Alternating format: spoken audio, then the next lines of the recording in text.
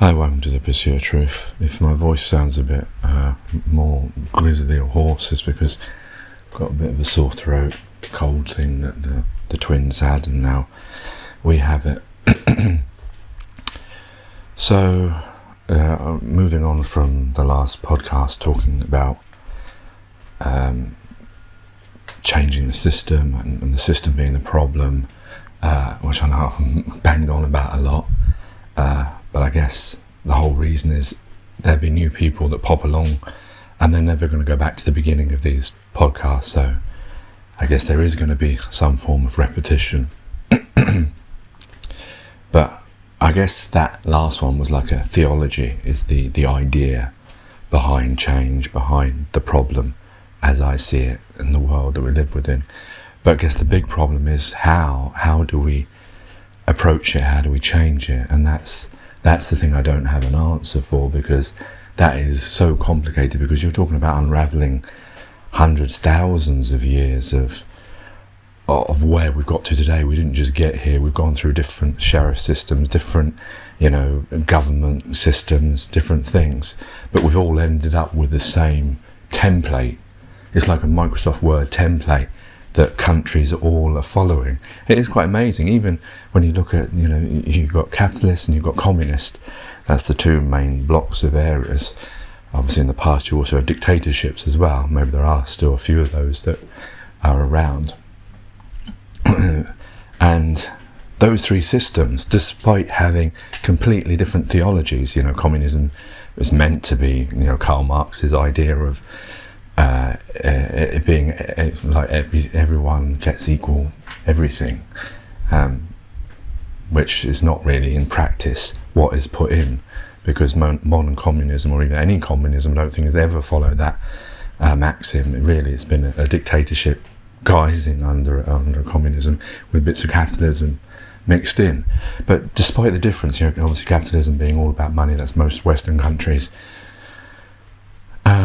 But yeah, they all have the same structure, they all have the same template, they all have the idea of schooling, they all have the idea of hospitals, of police, of ambulances, of the state, of TV, of state TV, of the internet. Everything is exactly the same. There's no variation. There's, like I say, minor things, but how is it that come about that way? How do we get a new template in that removes money, that removes division, that puts the humane back into human, where we care for each other? We don't let people die because of pieces of paper on a tree that we now call money, that now is what people's life and death, that one whole existence. We leave countries, like say Africa or parts of the world where it's been left in the past, technology-wise, infrastructure-wise. Why? What kind of humane human is that allows that? Imagine if an alien came on this planet and questions about all these things. Why are you letting your brothers and sisters that look exactly like you, that are of your species, why are you letting them starve? Why are you letting them not have proper infrastructure, proper roads, proper hospitals, proper housing, proper irrigation? Why? Because they're far away from you? Because you're divided by a name? You've put a name on one country and a bit of ownership that you don't even own. You don't own anything. None of us own anything. We live here for a short time and then we die and we pass on. We never own anything. That's an illusion, a stupid illusion that's tying us back, such as money. But how do we change it? That's the thing I don't get, because I've talked about the distraction, division and all that kind of thing on TV and all that, and work distracting us. But the thing is, I'm even though I'm spouting this theology, because I've been programmed in the same way, so I'll still go back to default, which is sitting down, watching television, watching football, hoping England will win, being part of the division that I'm talking about. How do we stop it? How do we get rid of money? How do we get rid of the system and have a new template? But it's so difficult because most of us little people don't have any power or any influence. And the thing is, those politicians, they don't care. They don't see it this way. They see it as, we're just trying to improve and make little changes. They don't want to eradicate the template. They don't want to put a new one. They'll just update things, like when I've talked about in the past, the racism, or with sexuality and all that kind of stuff.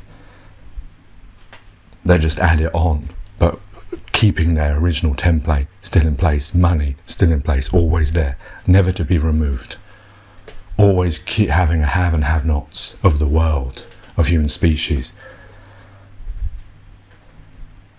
And then there's celebrities. Most of the celebrities waste their social media and their power on frivolous, vain shit. You get a few, like, say, Marcus Rashford or Jamie Oliver, and I'm sure there's others who champion, poverty, or the child, or food, or, or whatever, but there's not enough of them. They're the ones that are the in-betweeners, as it were. You have us little people, don't have any power and voice. Yes, in numbers we do, but we never make those numbers, and those numbers still, 1 million people tried to protest the Iraq-Afghanistan war, and it still didn't stop Tony Blair from taking us into illegal action. So democracy doesn't really work. It is a dictatorship guised under a democracy. Those people that we've elected in power will make the decisions no matter what we say. If 1 million people, even if 60 million people said, we don't want this, they wouldn't listen if they don't want to do it. That's why protests don't usually work unless they have an element of time and violence added to them, such as with the IRA and ANC. So these celebrities are the ones that they're in between. They have a bit of power and a bit of say and a bit of sway. And some of them move on to politics. Some of them have money. Some of them have influence.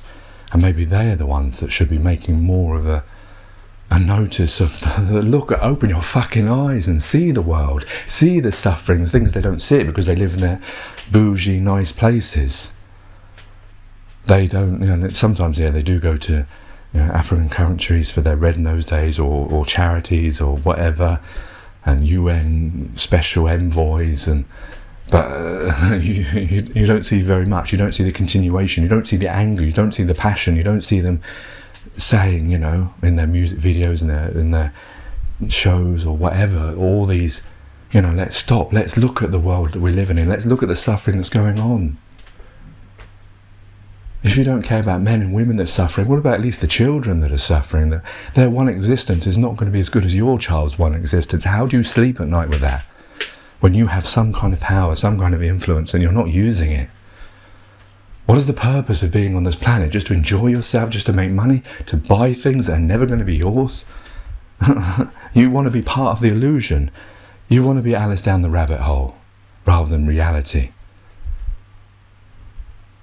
And then I was thinking about, was it the other day, Aidan was watching this cartoon thing about space, and he said to us, that's space, and planets or whatever. And it's interesting how our system works. He will never ever, well, unless he becomes an astronaut, if there is such a thing, he will never see these things. But yeah, he has a concept of it already. The brainwashing that goes on for children. I know when you get a telescope, you look up into these things, they're little dots. They're not, most of the things that you see on Sky at night and all these programs about space are all animations, Even when they're talking about Mars probes and things like that, they're all animations.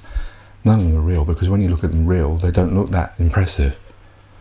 And a lot of them, like they colour them in, they add clouds, they do all these things. It just amazed me when I was thinking about that, how you can get something that he'll never see, yet he will understand that concept and believe in that place that may not, who knows what it really is like. But yeah, in his mind, he's already started to know what spaces and planets are, their names and how they look. It's weird when you think about that, how we can train alien things. Take care, take it easy. God bless and peace.